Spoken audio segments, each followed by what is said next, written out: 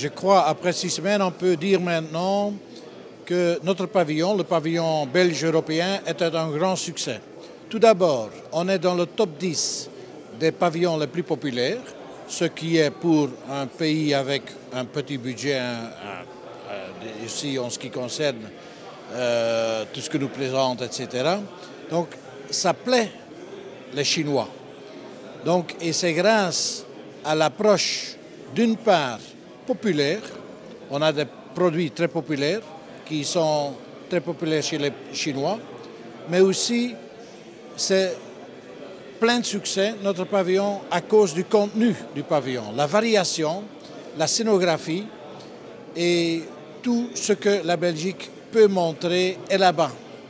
Donc, et je crois que c'est aussi grâce à la société Virtualis et le manège de Mons qui ont fait un travail fabuleux, je dois le reconnaître, et j'en suis très heureux.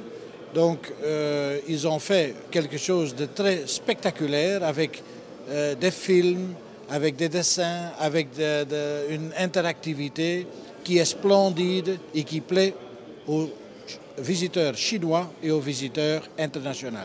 Donc, ce n'est pas pour rien que notre pavillon est le numéro 6 ou le numéro 7 et en surplus est le numéro 1 en ce qui concerne le chiffre d'affaires.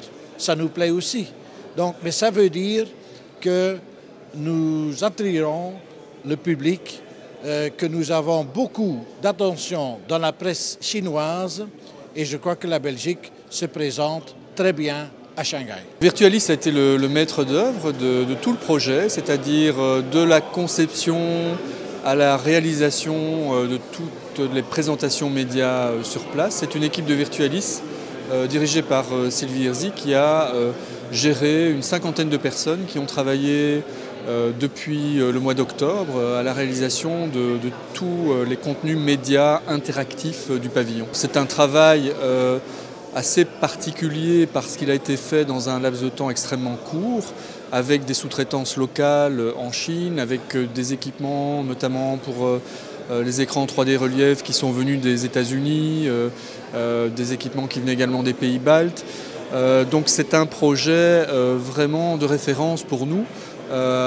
Et c'est certainement pour l'année 2010 le plus grand projet cross-média, c'est-à-dire c'est un projet vraiment transversal au niveau des technologies digitales, puisqu'il y a toute une série de technologies qu'on n'a pas l'habitude de voir et qui sont croisées dans toute une série de propositions, notamment de l'imagerie 3D relief, de manière extrêmement intensive, toute une série de technologies interactives, des technologies d'incrustation d'images réelles et d'images virtuelles en temps réel.